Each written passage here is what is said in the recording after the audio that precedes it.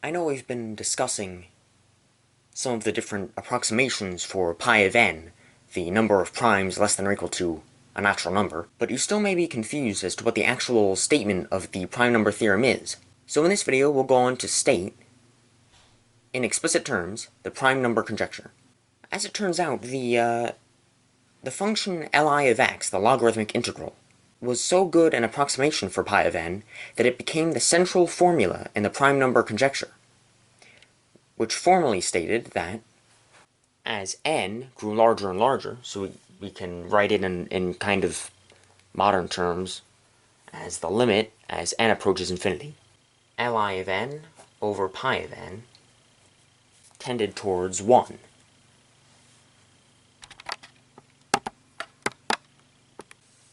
So Li of n over pi of n tends towards 1 as n grows infinitely large. Or, we can write it a few different ways in addition to this. We could also have said that this tilde compared to Li of n, and so this is one way of using asymptotic notation, and we can say basically that the function pi of n is of order, or of the same order, as the logarithmic integral of n, and vice versa. They're asymptotically similar, you could say, these two functions, pi of n and the logarithmic integral. And another way of doing this, or another way of describing this, would be to say that the percentage error between the logarithmic integral and pi of n would consistently decrease for larger and larger n. And of course, it's worth noting that at the time, before a proof had been established for the PNT, it was called the prime number conjecture, since there was no known proof. And additionally, in fact, at the time there was a fair amount of competition between Gauss and Legendre, even more than you probably imagine. Legendre's prediction, which we can call L of n, turns out to have a lower percentage error for mid-sized values of n. And by mid-sized values, I'm actually referring to the interval from 1 to about 1 times 10 to the 6th, or even up to 3 times 10 to the 6th. So about 3 million. However, the goal of the prime number conjecture was to prove that one of these approximations had a percentage error approaching 0, or in other words, that these functions were asymptotically similar, that they, when we take the quotient, it asymptotically approaches 1. So something like that, something of that form. And there are many different ways of stating that, as you might imagine, and certainly different kinds of notation for it, but the general idea is, is that out of these functions that we've considered so far, which one of them best approximates, in the long run, huge values of n, which one of them is the best approximation for pi of n. And as Gauss pointed out at the time, although his function, the Li of n, that is, the logarithmic integral, gives greater error in the short run, the error in L of x, Legendre's prediction, seemed to be growing excessively quickly. So it actually seemed to be an increasing amount of error for Legendre's prediction, such that it could not be an accurate approximation in the long run. And I've made my own tables and graphs to demonstrate this, which I suppose I can show you. Perhaps one of the better graphs that I had prepared is this one, because it shows the percentage error of these different approximations we're talking about, so you can see them on a log scale. So if it isn't already obvious, the blue represents L of n, which is Legendre's estimation, and the yellow-orange refers to Li, the logarithmic integral. And so as you can see, this is kind of like the evidence that confirmed what I said earlier, in the sense that for these first few entries, at least, I understand it's just data point. In theory, we could make this more, I suppose you could say, smooth, by just getting more, kind of like a higher resolution, getting more points, more data points in this graph. I guess I haven't done that yet, but the idea that you should be getting is that for the first few entries, up to about 1 times 10 to the 6th, right here, actually a little after, because I said 3 times 10 to the 6th, but, the order of magnitude is really what matters in terms of this graph. What was I going to say?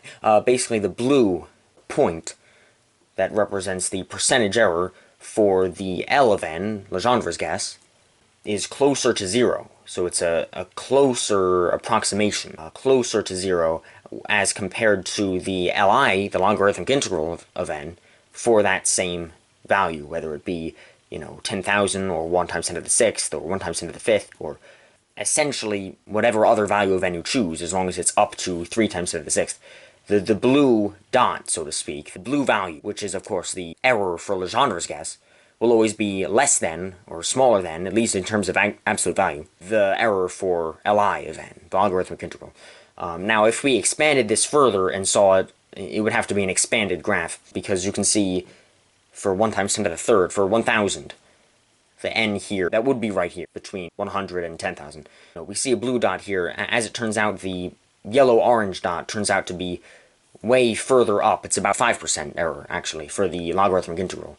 So it's kind of off the charts in some sense. I could expand this graph just to show you that. Or you can run that yourself, or take my word for it. But the idea is, of course, the percentage error for a logarithmic integral is actually somewhat larger. And this just confirms what I was just saying, that the percentage error is actually larger for mid-sized values of n for the logarithmic integral of n. But as you can see, perhaps more importantly, the error is decreasing. It's sort of constantly decreasing for the yellow-orange data set, whereas for the blue data set, the Legendre's estimate, we get something that's a little bit more complicated. It's less consistent, is the main point, because, the magnitude of the percentage error for Legendre's estimation actually tends to increase slightly over time, and of course it grows larger than that of Gauss's logarithmic integral. So that's the main point I wanted to show you.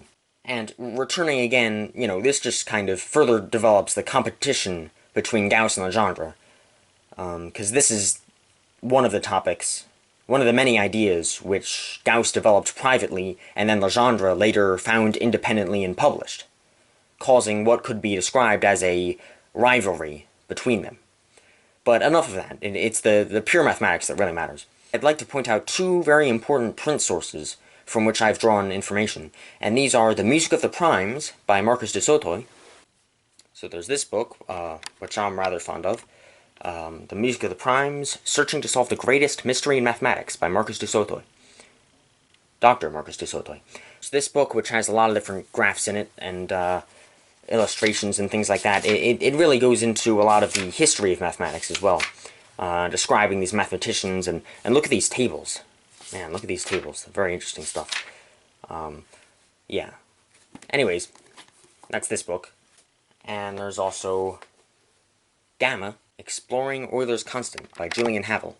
In Havel's book, which is admittedly more rigorous and deep, kind of, in describing the pure mathematics, he includes many tables and graphs as well that you may find useful. For instance, he includes the lists for pi of n, L of n, and Li of n, with their respective percentage errors. Actually, the first time I was filming this, I would actually open this book and show you, the page where they all are and everything. But I realized that it would be too difficult to read the tables directly from the book. It's just, there's something maybe with this camera that just doesn't get high res enough. So it wasn't clear after I exported the video. So I printed out more of them using Excel, actually. So I essentially copied over some of these.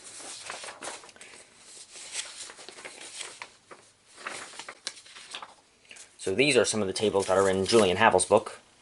So I'll let you study these for a moment, but in fact, to take this even further, I wrote my own program, actually, to calculate each of these values for large values of n.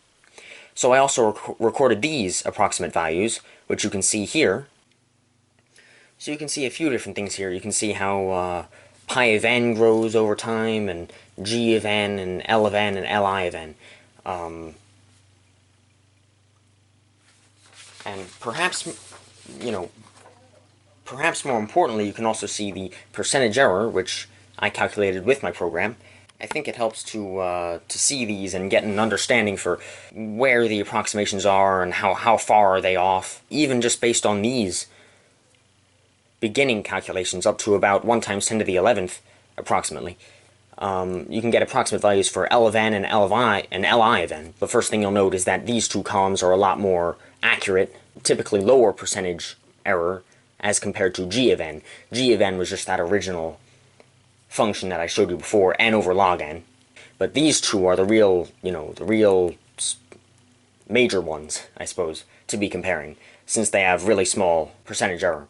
What's interesting to note, though, is that for L of n, these values are increasing, actually, for larger and larger values of n, or at least they eventually tend to increase sort of in the long run, which you might notice, going from 0.11% error to 0.137 to 0.15 to 0.158, things like that. It's gradual, but it is a slight kind of increase, so at least that makes it less consistent. Whereas for Li of n, the logarithmic integral developed by Gauss, we see them decreasing, 5.35%, 1.3%, 0.38%, 0.16, 0.05, 0.013, 0.0033, and, it continues, it's pretty consistently decreasing.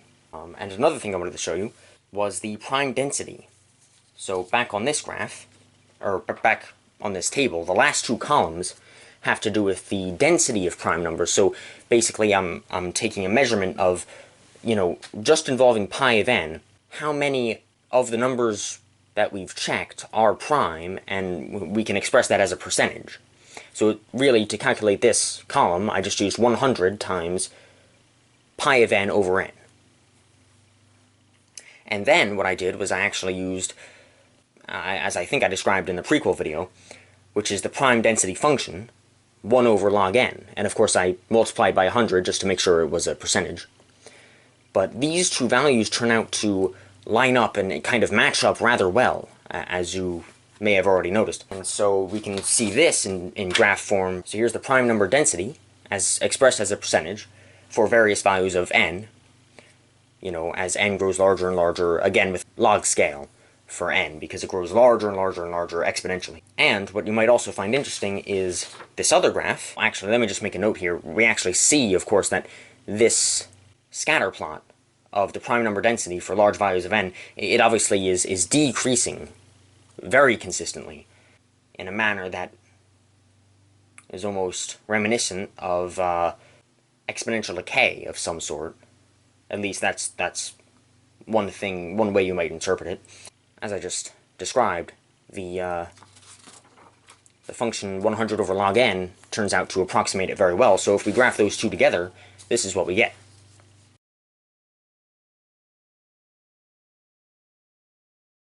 I'm sure you're able to tell that these points kind of tend to converge, or in other words, the approximation is very good in the long run. The distance, so to speak, or the percentage error of these two different data sets for large values of n, it decreases, so the points get closer and closer together for large values of n.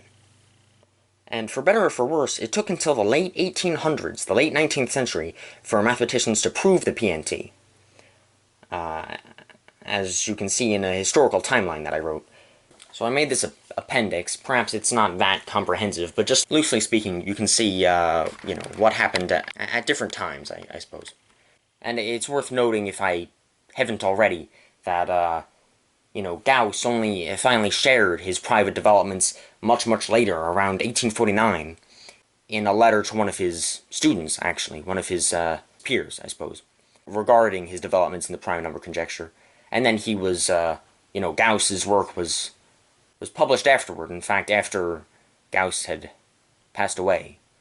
But, yeah, it's just interesting, kind of worth noting. And then, interestingly enough, in another bit of a coincidence, in 1896, two separate mathematicians independently proved the prime number conjecture, without even, realizing it, without really talking to each other. It's just very interesting. And I hope at some point to get back to this and actually describe what their methods of proof were. I don't know it yet, but, I hope to get back to you on that. And that is, ideally, how I will continue this series later on.